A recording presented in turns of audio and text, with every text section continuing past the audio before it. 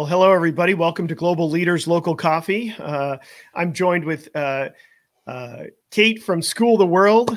Kate Curran, she's a founder and CEO of School the World. And for those that don't know School the World, Kate's going to tell you a bit about it. Thank you, Mike. Glad to be here. School the World is a nonprofit that I started about 11 years ago. In the simplest terms, we make it possible for the poorest kids, some of the poorest kids in the world, actually, in the most difficult environments, go to school, stay in school, and actually learn. In more complex terms, we have a very holistic strategy, which is very unusual, very hard to find. We focus on parents, infrastructure like playgrounds and classrooms, but also extensive teacher training, like over 2 years, and also classroom libraries. And now we're actually launching early childhood development and scholarships to enable kids to keep continuing their education into secondary school. And Kate, can you tell us a little bit about the location specifically and how many schools Sure. you actually built? We are right now in Guatemala, Honduras, and northern Panama. We're in very rural areas, and we work not completely, but primarily with indigenous populations. We have built 107 schools. Amazing. Maybe we've created close to 500 classroom libraries now. We've trained actually more than 3,000 teachers at this point because we've been doing recent training with COVID. And I think we're 55 playgrounds and parents, most importantly. We work with about 6,500 parents, and that directly we serve about 11,000 children, but indirectly it's more like 35 to 40,000. Amazing numbers, such an amazing impact. Well, I normally start also asking, are you a coffee drinker? What's your beverage of choice, if not coffee? And so I'm drinking my normal Phil's coffee here, but what is your? I've never drank coffee, and oh my goodness. This is it right now. There you go. That's But if you'd caught me a few hours earlier, it would be Diet Pepsi. Ah, there you go. That's where I start at 6:30. Okay. So you do have a morning vice at some point. I do. Okay, good. I do. Awesome. Well, I know one of the things that, as you talked about School of the World, you mentioned kind of the core, the core mission in physically building schools, engaging those communities. Obviously, COVID has changed, as it's changed all of our lives in 2020. It's also given you a new challenge at School of the World. Can you talk a little bit about, the educational crisis happening in Central America, impacted by COVID, and how School of the World's responding? Well, it is a major crisis, and I think the world has not come to grips yet with the education crisis everywhere, but for sure for the poorest kids in places like Central America. Schools shut down there the same time as they shut down in Boston, where we're both located. They started doing television and radio and some online schools, but of course, our kids do not have any access to Wi-Fi. They don't have laptops. They don't even have books in their homes. They don't have TVs. And some, we learned about 30% don't even have radios. And so the only really, so I saw it right away. Like right away, I was like, we have to do something. We've got to do something. These kids have no way to learn, and we have to keep them learning. And it was really funny because I gathered the team pretty quickly during this crisis, and I started to say, what are we going to do? We got to talk about this. We got to come up with this. And first they all looked at me like, what is she talking about? Like, what does she think we're going to do? And I was like, come on, radio, whatever, you guys got to do it, because I can't do it all right now. I have to worry about the money.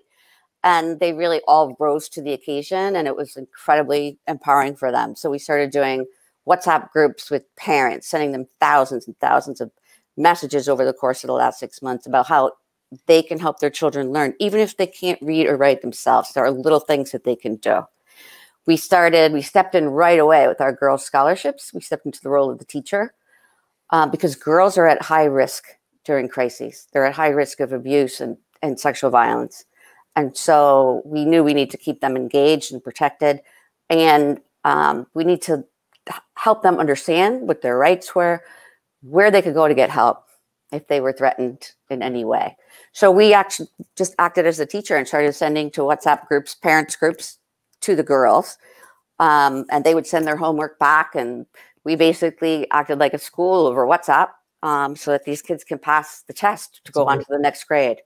And then we started radio program for parents, lessons for kids, story hour for the littlest kids, PSAs about the importance of education, staying in school. There's very, very high risk of dropout. And at this point, this calendar year in Central America is very different. School starts anywhere really February or March. So these kids had like anywhere between a month and 6 weeks of school when school closed. And they are not going to reopen at all this year. And they essentially lost an entire year of school. Yeah, amazing. And, we know from other crises that the poorest kids fall very far behind, and it becomes cumulative.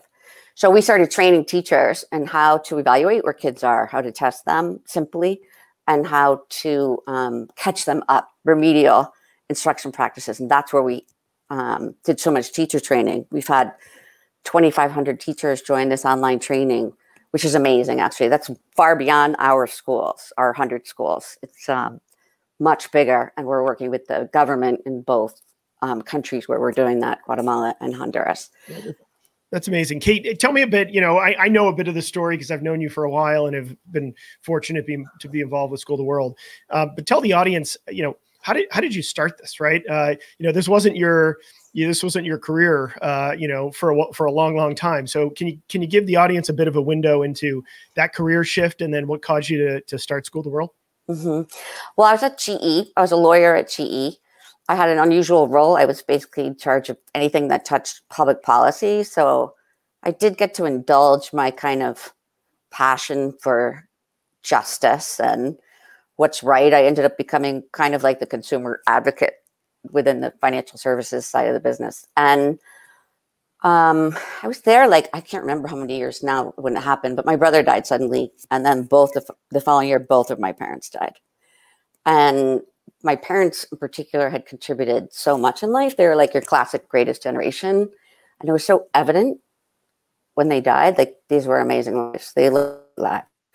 And that really started a reflection for me. I think people who lost someone very close to them, you start thinking a lot. And my mother's last words were, I've had a great life. And I started thinking about it, and I thought, I want to be able to say that. And how am I going to get there? And I don't have any answers right now, but the one thing I know for sure is that what I'm doing right now is not going to get me there. That's not it. So I left my job and I said, I'm going to go travel. I'm going to take a couple of weeks, go to Argentina, recuperate from this really tough period, and then I'll come back and figure it out. And I think I can, live on half of what I make now and do something meaningful. Well, those few weeks ended up turning into a year of traveling around the world on and off in South America and Africa and Europe, where I saw amazing things. I saw a classroom where 12 kids were sharing 2 pencils. I visited a village where kids walked through crocodile-infested waters to go to school every day. I saw kids working and, just begging in the streets in Argentina. And at the time, I had basically indulged myself to say, I'm going to take the whole year and I'm not going to worry about a thing. But by the end, I don't know, I just woke up one morning right before I had to go home and give up this fantasy of just, going wherever you want and doing whatever you want. And I woke up and I said, that's it. I can do this. I can do it. And it wasn't, precisely defined at that moment. I just knew I was going to help the poorest kids in developing countries. And then I ended up, moving toward education and Central America and starting to build the organization.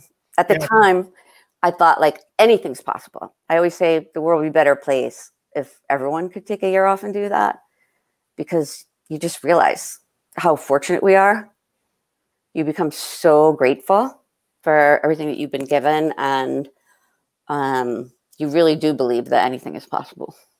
Well, it's an amazing story, and I think it also shows a bit of your character to highlight as as a leader, diving right into the problem, right? And from the numerous corporate events that Flywire has done, and schools that our Flymates have helped build, that's pretty evident, right? The stories keep coming of, you're not just there running this organization, you're truly leading from the front of it, which is pretty powerful and a testament to you. So. So thanks for that. And if anybody hasn't checked out School of the World, there's a great video as well on their website that helps contrast, what we see in places like the United States as to what the educational experience can be for a child and what it is in some of the poorest parts of Central America. It's an amazingly powerful video. People should definitely check it out. Well, shifting gears a little bit. We've been impacted by COVID. You shared a bit of how School of the World has adapted, trying to help, folks in Central America, keep a focus on education. But what about you personally? Obviously that's, I'm sure, brought a lot of passion, even in a difficult time.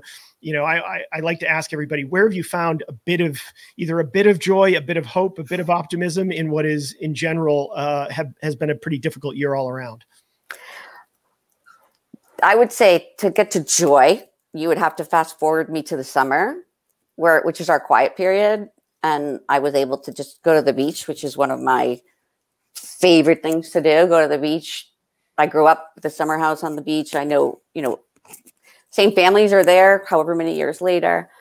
And it was awesome. I had a great summer. But before that, I would say I started getting, I left my apartment in Boston. I got home on March 10th. I was with your team, the Flywire team in Guatemala, who I loved. And I got home March 10th, and we quickly made a lot of decisions. And then I came down to my sister's house at the Cape, which was empty. And I just focused. I mean, it was like intense focus every day. But her neighbor got me out to walk every day. She already walked 5 miles in the morning, but she would come over in the afternoon and be like, come on, let's go. We're going to go for a walk. So that was like wonderful for me.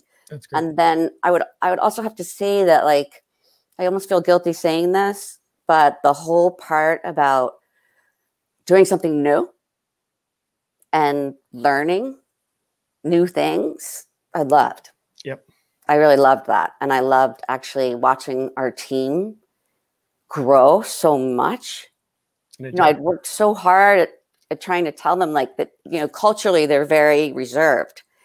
So I had for years been trying to get them to, like, really speak up about what they believe and what they think would work. And they just really rose to the occasion. So it was great. I loved that. That's great. Yeah. I mean, it has been amazing to see teams react with a bit of resilience and I think in an uncertain time. Well, last question for me, and then always feel free to turn the tables. People are going to ask, I'm sure people are watching and saying, hey, how can they support School of the World? I know last year you did your first fundraising gala after 10 years.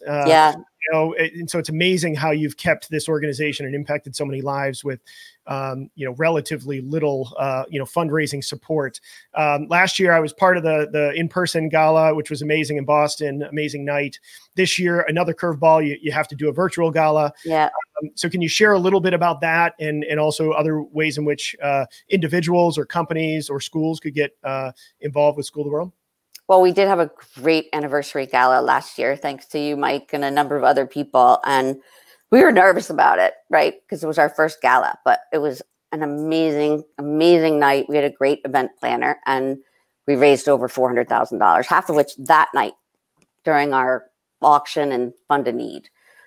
We're using the same event planner, and I think she's going to make an online event, a virtual event, as close to what we had in person as humanly possible. And that is October 16th on Friday night. And we're thrilled to have you co-chairing again this event. And we'll be honoring Nicole Sahin from Globalization Partners and Paul English, who's the founder of Kayak. People can contribute. We've been hit really hard financially by COVID, because 40% of our revenue came from student service trips and our corporate trips, which Flywire participated in, where they go down and help build a school that they raise the money for. And so we had to start canceling trips right away. We got our February trip in, but canceled March, April, and July. So we took a big financial hit. So financial support is even more valuable right now to keep this learning going and to avoid a massive dropout crisis. We've got to keep these kids learning. We have to step up our game. And we're looking at a number of ways to do that. And so www.schooltheworld.org, you can find the donate button. You can find the gala button so that you can participate virtually. I think it will be a lot of fun. That's great. Well, hopefully everybody goes and checks it out. Before we go, any questions for me? You can turn. I do have one quick question. I Sure. loved the Flywire team in Guatemala. They had so much energy and so upbeat and positive and fun. What are the characteristics you look for in hiring that has been creating that kind of culture and atmosphere? Yeah, it's a question. It's a hard one to answer. I like to say we actually are searching for the flymate that doesn't know they're a flymate yet. And in some ways, I really do believe that. Right, there is a certain type of we have 32 different nationalities inside the company. Wow. So there's some weird set of consistency across kind of those cultural values. I think if you look at the company values, there's definitely this kind of authenticity aspect to it that's really important. Yeah. We want people bringing kind of their full selves to work, right? And that's, I think, something that we've always had as a core part of our culture. And so we look for people that find that exciting, that find that, refreshing or maybe even new to maybe an environment that they were in before. We also emphasize another corporate value is fulfillment. And that is to us a balance, right? Very similar to your story, which is, how do people understand what do they want to accomplish kind of in life as an individual, and then what both personal and professional advancements they kind of want. And I find so many companies still just focus on kind of that professional career. And we kind of are constantly looking to challenge flymates and say, hey, what's going on in your personal life and how's it going? Are you, do you still have those hobbies? Have you found new hobbies? Right. And really looking at that broad set of fulfillment, because there's just been too many people that, they go through their career. I've seen, I'm sure you've seen them, right? It probably would have been you if you didn't change, right? That's right. Where you would have sat there at some point in your career and said, hey, I'm not fulfilled. I'm kind of stuck. And so we really try and instill that in flymates too, where we want people experiencing new things. They used to be traveling the world and see a passion for that. We'll get back to that at some point here. But those would be two things I highlight, people that really look to that authentic self and want to kind of reflect internally on who they are, and then also understand fulfillment, right? It's not all about work. Work's a huge part of it. You got to love who you work with and the mission you're going for. But you also have to keep a focus on what makes you fulfilled in your personal life too. Well, I think you had a very happy team that I met in Guatemala. They're great personalities. So you've done a great job. Appreciate that, Kate. And thanks for all you're doing for so many people around the world, and appreciate you taking time and joining me for Global Leaders Local Coffee. Thank you so much. It's been great to speak with you always. Awesome. Bye, everybody. Bye.